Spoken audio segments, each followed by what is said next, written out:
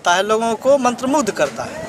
ये भाजपा सरकार, उसके जो प्रायोजित टीम है, न्यायालय, सुप्रीम कोर्ट और हाई कोर्ट और उसका ईडी सीडी ये सब जितना भी है, असल में देखिए भारत सरकार का है।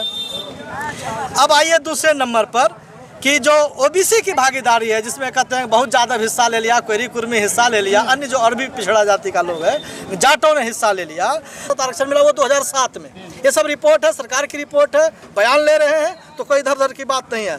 अब आइए विश्वविद्यालय, जो सेंट्रल यूनिवर्सिटी है, उस कुल सेंट्रल यूनिवर्सिटी में 1005 प्रोफेसर पूरे देश के अंदर है, और उसमें 69 एससी वर्ग से, 15 एसटी वर्ग से और 41 ओबीसी वर्ग से, बाकी। सुप्रीम कोर्ट जो कह रहे हैं कि इन कोटे में कोटा, यानी जिसको आरक्षण है उनको तो लाभ मिल रहा है, लेकिन उन्हीं जाति में जो लोग नीचे लोग हैं, जिनके पास अभी भी मूलभूत व्यवस्था नहीं है, उनके लिए उसी कोटे में से उनको आरक्षण देने का बात क्या है। अब सुप्रीम कोर्ट ये डाटा कहाँ से लाया है, ये सारी चीज़ें जो है गौतम जी बताएंगे विस्तार से।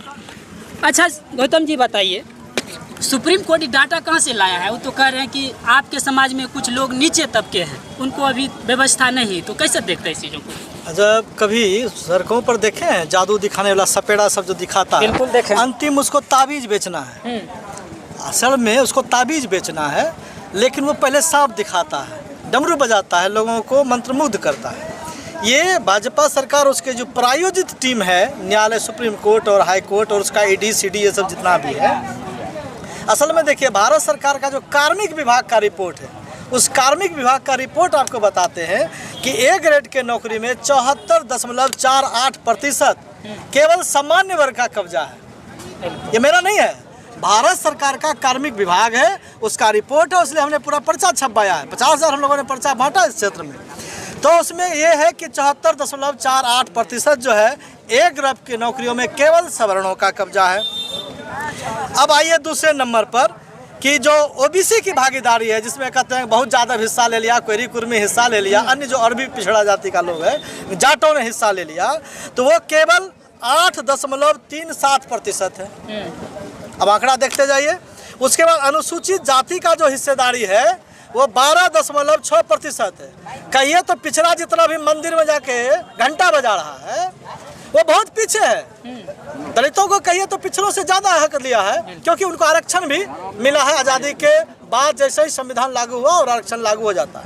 लेकिन ओबीसी को पहली बार बीपी मंडल सरकार का जो सिफारिश आया, और 90 में बीपी सिंह की सरकार में 27%, 40 रिपोर्ट सिफारिश था मंडल कमीशन का, उसमें केवल एक सिफारिश को लागू किया, और तमाम देश के जो सवर्ण जाति के लोग हैं सड़कों पर, जहाँ से मतलब लाश रखा रहता है ना हॉस्पिटल से, वहाँ से निकाल उसी को जला देता था, कहता था इतना लोग आग लगा लिया, इतना झूठा लोग है। तो वो काम किया। अरविंद केजरीवाल भी इसके खिलाफ में रहा है। जब हमको शिक्षा में 27% आरक्षण मिला वो 2007 में। ये सब रिपोर्ट है, सरकार की रिपोर्ट है, बयान ले रहे हैं, तो कोई इधर उधर की बात नहीं है। अब आइए विश्वविद्यालय, जो सेंट्रल यूनिवर्सिटी है, उस कुल सेंट्रल यूनिवर्सिटी में 1005 प्रोफेसर पूरे देश के अंदर है, और उसमें 69 एससी वर्ग से, 15 एसटी वर्ग से और 41 ओबीसी वर्ग से, बाकी शेष केवल और केवल सवर्णों के समाज से है। अब आइए अनुसूचित जाति, अनुसूचित जनजाति, अन्य पिछड़ा वर्ग के लिए जो संवैधानिक रूप से अन्य आरक्षण था कुल पद, उसमें क्रमशः 15%, 7.5% और 27%, यानी कि सुप्रीम कोर्ट उसमें स्लैब लगाया था कि 50% से ज़्यादा आरक्षण हम किसी को नहीं देंगे। इस सब मिला के साढ़े 49% होता है, और इसी साढ़े 49% के बाद सुप्रीम कोर्ट के न्याय के जो उन्होंने बात किया है, हम न्यायिक बात करते हैं, तो फिर EWS 10% सवर्ण आरक्षण क्या होता है भाई? 50 को 10% क्रॉस किया, सारे वो 59% हो गया। तो जब आपने ये सीमा तोड़ा है, उल्लंघन किया है, और रेजाई में मिस कॉल मार मार के उस समय आरक्षण ले लिया 10%, हमारा समाज तो सड़क पर उतर रहा है, भीषण गर्मी में लोग व्याकुल है, फिर भी सड़क पर आंदोलन कर रहा है। फिर भी आप जो पुरुष से प्रावधान दिया गया है उसको नहीं दे रहे हैं। आप अगर चाहते हैं, अभी आपने हमारे साथी से क्रिमिलियर का सवाल उठाया, मलाईदार लोग हो गए हैं, तो भाई जाति जनगणना कराओ, इस देश के अंदर जाति जनगणना पहले कराओ, और जाति जनगणना में देखो कि किसके पास जमीन कितना है, संपत्ति कितना है, बैंक बैलेंस कितना है, मोटर कार गाड़ी रेलगाड़ी, और ठेकेदार कितना है। बहुत कहता है अरे बिहार में सरकार बन गया, कुर्मी यादव जो है ढेर ठेकेदार हो गया। अभी भी बालू से बेसी ज़्यादा ठेकेदारी नहीं करता है, रोड का स्टैंड किरानी है। ये नहीं है कि कोई रेलवे का ठेकेदार हो गया और बड़ा बड़ा कॉरपोरेट का वो ठेकेदारी करता है। तो हमारा समाज अभी भी वो सी और डी ग्रेड में ही है। ये सरकार का भारत सरकार के कार्मिक सरकार का रिपोर्ट है। तो जो बात सुप्रीम कोर्ट के न्यायालय चंद्रचूड़ सिंह जी बोल रहे हैं, चंद्रचूड़ बाबू न्यायाधीश महोदय, आपके पिताजी क्या थे, आपके दादाजी क्या थे? आप तो अंग्रेज से पहले से मलाई खा रहे हैं। आप कहे सुप्रीम कोर्ट में भैया कॉलेजियम सिस्टम के अंदर इस देश में सवर्ण जाति में जो ब्राह्मण समाज के लोग हैं उनमें 200 से 250 घर है। उसी घर में से किसी को बनना है सुप्रीम हाई कोर्ट का जज, और सवर्णों को क्यों नहीं बनने देते हो? हमारे यहाँ भैंस चराने वाले भी भूमिहार हैं, उनके बच्चे को आप हाई कोर्ट का सुप्रीम कोर्ट का जज बनाया है क्या? नहीं बनाया।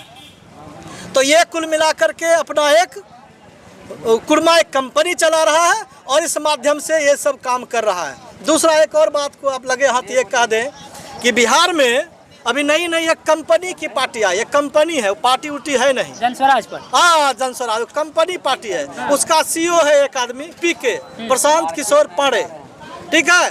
वो उनके मंच पर अध्यक्ष भी वही, संचालक भी वही, वक्ता भी वही। अब पैसा दे करके 5,000 2,000 ट्रेनिंग कराता है, तो खिलाता पिलाता है बढ़िया खाना, और जाने वक्त 5,000 रुपया भी देता है। ये तो कहता है कि हम बिहार में इस बार 100 जो अगर 150 भी सीट हम हार जाते हैं तो हम ये हार मानेंगे, हम जीत नहीं मानेंगे। 150 भी जीत जाता है। तो ये 243 पर चुनाव लड़ रहे हैं। भाजपा कभी इनका खिलाफ किया है? नहीं किया, कर तो रहा भाजपा। कोई भाजपा खिलाफ नहीं गई, उन्हीं का बी टीम है। इतना पैसा करोड़ों रुपया कहाँ से ला रहा है इनके पास? कहाँ ईडी सीडी का इन पर जांच हो जाता है? आज बिहार में जब दलितों का सवाल आया है, कहाँ बैठे हैं चुपचाप? उनसे छात्रों ने पूछा कि आप छात्रों के सवालों पर नहीं बोलते हैं, नौकरी वाले पर नहीं बोलते हैं। अभी जो डॉक्टर के लिए जो वैकेंसी, उसमें जो बहाली के लिए जो परीक्षा होता है, उसमें इतना बड़ा घोटाला हुआ, बिहार से बहुत लोग पकड़े गए। तो कहता नहीं बोलेंगे, हम बिल्कुल नहीं बोलेंगे। कहा ना बोलिएगा भैया?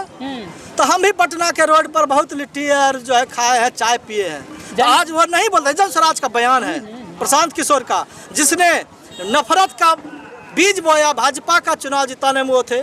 और वो कैसे नफरत बढ़ेगा? बंगाल में भाजपा का वो प्रचार करते हैं, जहां भी ममता बनर्जी की पार्टी है वहां 2 सीट से भाजपा 60 सीट पर और उससे ज़्यादा सीट पर पहुंच गया। मुख्य आंकड़ा याद नहीं है।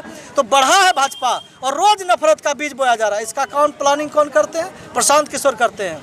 वो तो कहते हैं आप अपने बच्चे के आंखों में देखिए, आपके बच्चे गरीबी में जी रहा है और आपके पार्टी कोई काम नहीं करता है। तो आपकी पार्टी का सबको अमीर बना दीजिएगा, उसको जिताइएगा। वो बोल रहा है हमको जिताइए। पहले बिहार में आप जो पैसा बांटने का खेल कर रहे हैं, जरा सड़क पर आप बनाइए, अपने नेता बनाइए, उनको आप कहते हैं हम मुख्यमंत्री नहीं बनेंगे।